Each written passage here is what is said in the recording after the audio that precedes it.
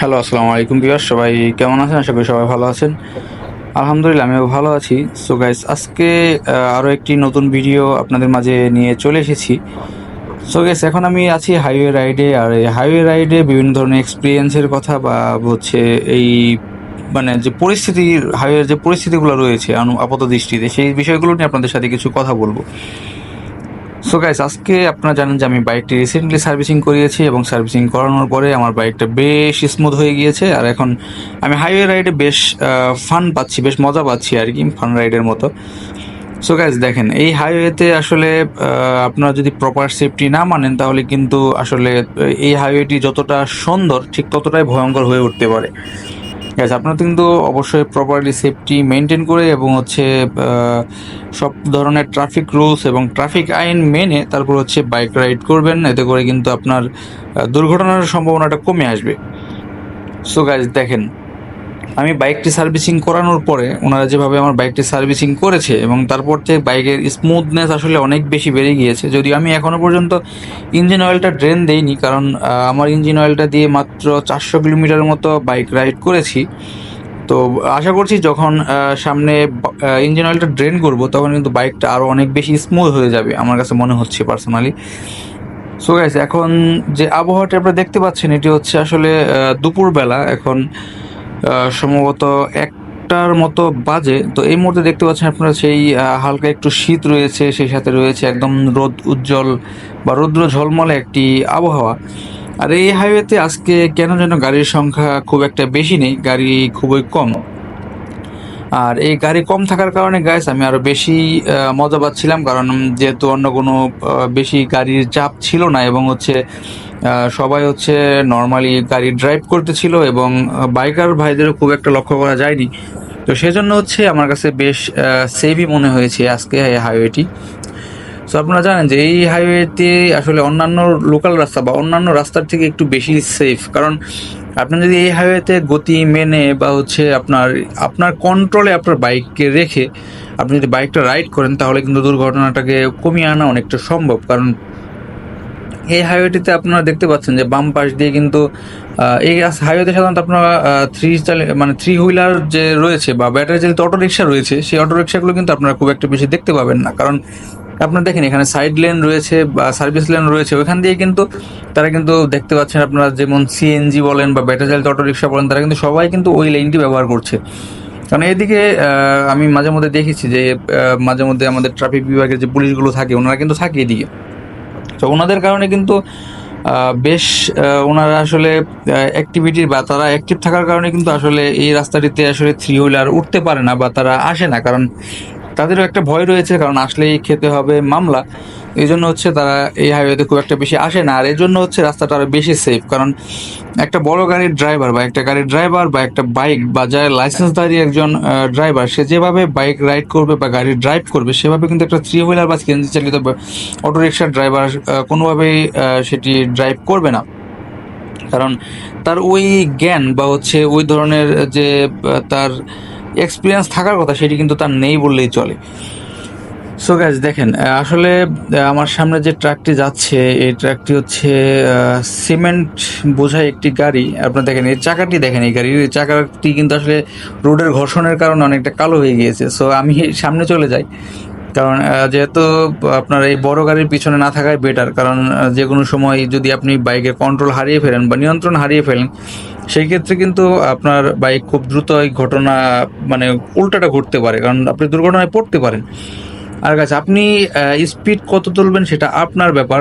আর হাইওয়েতে কখনো ওই স্পিডিং করা উচিত নয় বা একে অপরের সাথে পাল্লে করা উচিত নয়। তবে হ্যাঁ, যদি আপনার ওভারটেকিংয়ের প্রয়োজন পড়ে বা ইমার্জেন্সি ওভারটেকিংয়ের প্রয়োজন পড়ে তখন কিন্তু আপনি গতি 100+ তুললেও আপনার প্রবলেম নেই, কিন্তু সেটি অবশ্যই আপনার আওতায় হতে হবে।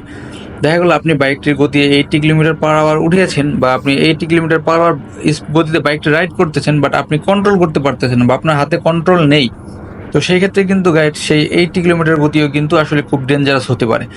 শুধু 80 কিলোমিটার গতি না গাইস, আপনি যদি বাইকটি কন্ট্রোল করতে না পারেন তাহলে আসলে দুর্ঘটনা যদি ঘটে, আপনার দেখা গেল আপনার ঘন্টায় 20 কিলোমিটার গতিতে আপনি চলছেন, আর সেই মুহূর্তে যদি আপনার দুর্ঘটনা ঘটে তাহলে কিন্তু সেই গতিটিকে অনেক বেশি মনে হবে আপনার কাছে, কারণ আপনি যে পর্যন্ত অ্যাক্সিডেন্ট না করবেন সেই পর্যন্ত কিন্তু আপনার কাছে সেই 80 কিলোমিটার গতি বা 100+ কিলোমিটার গতি আপনার কাছে কিছু মনে হবে না। বাট যদি আপনি একবার দুর্ঘটনার কবলে পড়েন, বিশ্বাস করেন কাছে আপনার বুঝতে পারবেন, আপনাকে হাড়ে হাড়ে টের পাওয়া হবে যে এই 20 কিলোমিটার গতিটা আসলে কতটা ভয়ঙ্কর।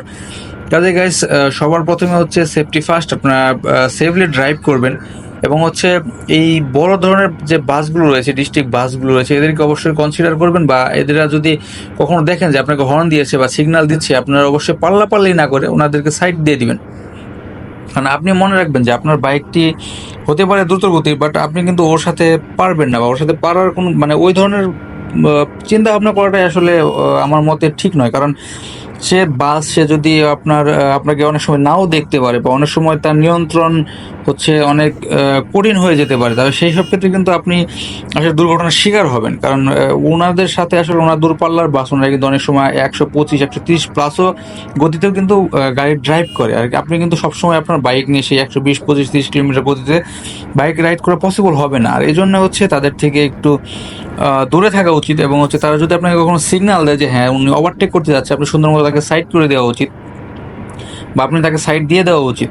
যদিও আপনি আপনার লেনে বাইক চালাবেন, তবুও আপনার দেখা গেলো আপনি ওনাকে বামে ইন্ডিকেটার দিয়ে ওনাকে বুঝিয়ে দিতে পারেন যে হ্যাঁ আমি আপনাকে সাইড দিয়েছি, আপনি চলে যান।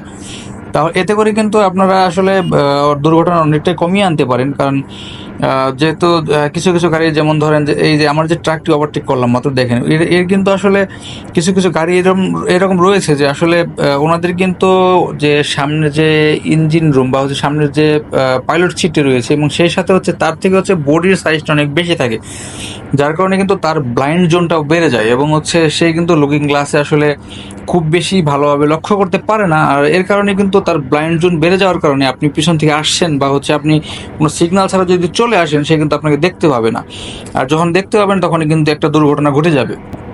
আর কাজ, যেহেতু জানেন বাইক 2 চাকার যান, এটি আসলে যদি আপনি কন্ট্রোলের ভিতরে না চালান, এটি অবশ্যই অনেক বেশি ঝুঁকিপূর্ণ। যদিও যেমন রোমাঞ্চ রয়েছে তেমন ঝুঁকিও রয়েছে, আপনি যদি ভুল করে ফেলেন তাহলে কিন্তু সেটার কড়া মূল্য চুকাতে হবে। সো গাইস, দেখেন কিছু কিছু আসলে ড্রাইভার রয়েছে তারা আসলে ফর্মাল ড্রাইভ করে না। দেখেন আমার সামনে যে পিক আপটি রয়েছে তার গতি কিন্তু আসলে অনেক বেশি। আবার দেখেন আমার মাত্র ওভারটেক করে আসছি কয়েকটা বাস, তারাও কিন্তু এতটুকু গতিতে আসলে ড্রাইভ করছে না। কাজে সবার হাত যেমন এক না, ঠিক সবার ড্রাইভিং এক্সপিরিয়েন্সও এক না। আবার দেখা গেলো যে আপনি রাস্তায় যদি কখনো অ্যাম্বুলেন্স দেখেন, এখানে কিন্তু ট্রাফিক পুলিশ রয়েছে। আবার যদি কখনো অ্যাম্বুলেন্স দেখেন, ইমার্জেন্সি দেখেন, তাহলে কিন্তু অবশ্যই আপনি তাকে সাইড করে দেবেন। একটা কারণে তাকে সাইড করবেন, কারণ সেই অ্যাম্বুলেন্সের ভিতরে যে রুগীটা আছে সেই রুগীটার স্থানে আপনি আপনার নিজেকে বসিয়ে দেখেন। যদি দেখেন যে হ্যাঁ আপনি বসে আছেন, আপনার ইমার্জেন্সি কোনো মুহূর্ত, বা আপনার কোনো রুগী বসে আছে আপনার ইমার্জেন্সি কোনো মুহূর্ত, আপনি তাকে সাইড দিচ্ছেন না, বা আপনার কারণে সে তার দৈনন্দিন জীবনের যে গতি বা রেগুলার যে গতি, সেই গতিটা হ্রাস পাচ্ছে তার, এতে করে কিন্তু যে রুগীটি রয়েছে বা যে ভিকটিম রয়েছে তার কিন্তু বড় ধরনের প্রবলেম হতে পারে, বা হচ্ছে অন টাইমে যদি হসপিটালে না পৌঁছাতে পারে তাহলে সেক্ষেত্রে কিন্তু তার মৃত্যু পর্যন্ত হতে পারে। সো গাইস, এই জন্য হচ্ছে আপনাদের কাছে সবসময় আশা থাকবে যে আপনারা যদি কখনো অ্যাম্বুলেন্স দেখেন বা ফায়ার সার্ভিস দেখেন, এদের কিন্তু আসলে এদের সাথে পাল্লাপাল্লি না করে অবশ্যই তাদেরকে সাইড দিয়ে দিবেন, কারণ আসলে এটা হচ্ছে ইমার্জেন্সির জন্যই হচ্ছে তারা বের হয়। তো এই জন্যই বলেছি গাইস যে অ্যাম্বুলেন্সের জায়গায় আসলে আপনি বাইকে না থেকে আপনি আসলে অ্যাম্বুলেন্সে যে রুগী আছে তার জায়গা থেকে আপনি চিন্তা করলে বিষয়টা ফিল করতে পারবেন। সো গাইস, এটি হচ্ছে মেন বিষয়।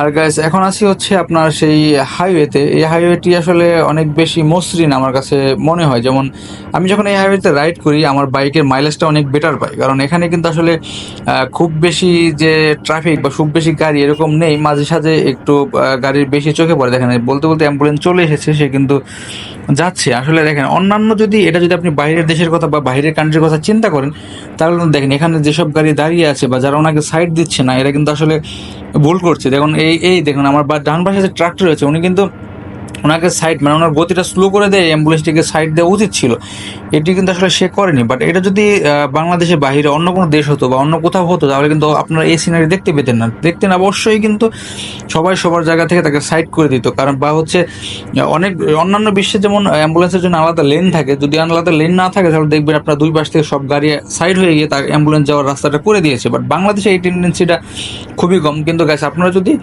আমি আগেও বলেছি, আপনারা আসলে ফিল করবেন সেই রুগীর জায়গায় আপনি আপনাকে নিজেকে দাঁড় করিয়ে দিয়ে, তাহলে বুঝতে পারবেন যে এটি আসলে কতটা মর্মান্তিক। এই জন্য গ্যাস অ্যাম্বুলেন্স যখনই দেখবেন চেষ্টা করবেন যে তার রাস্তাটাকে ফ্রি করে দেওয়ার জন্য, এবং সে যাতে ফ্রিলি যেতে পারে। দেখেন এখানেও সেই সেম দৃশ্য, দেখেন সামনে বাস যাচ্ছে, পিছনে বাস যাচ্ছে, ওনারা কিন্তু সহজে সাইড দিচ্ছে না, এতে করে কিন্তু ওনার গতি কিছুটা হ্রাস পেলেও পেয়েছে। সো এই ধরনের অ্যাক্টিভিটি থেকে গাইস আমরা আসলে সবসময় বিরত থাকার চেষ্টা করবো ইনশাল্লাহ। সো গাইস আজকে আর খুব একটা বেশি কথা বাড়াবো না, যদিও আমার ভিডিওটি প্রায় শেষ মুহূর্তে চলে এসেছে। আমি সার্ভিসিংয়ের পরে বাইকটি বেশ ভালোই রাইড করছি, আর যতই রাইড করছি ততই এর প্রেমে পড়ছি, বা হচ্ছে এর যে ফিল নিচ্ছি, আসলে এই ফিলটা আসলে বা এই আপনার আগে যেহেতু আমি এক্স ব্লেড ইউজার ছিলাম, আর এটা যেহেতু এক্স ব্লেডের থেকে একটু হায়ার সিসি, আমি হায়ার সিসির যে একটা ফিল, এটি কিন্তু আমি টের পাচ্ছি। সো গাইস এই জন্য আসলে আপনার সবাই সাবধানে বাইক রাইড করবেন, এবং হচ্ছে প্রপার সেফটি গিয়ার নিয়ে বাইক রাইড করবেন, এবং সেই সাথে অবশ্যই আপনার বাইকের যেসব প্রয়োজনীয় ডকুমেন্ট, সেই ডকুমেন্টগুলো আপনার সাথে নিয়ে বাইক রাইড করবেন। সো গাইস আজকে এই পর্যন্ত, আজকের কথা বলার আমার, সবাই সুস্থ থাকবেন, ভালো থাকবেন, আসসালামু আলাইকুম।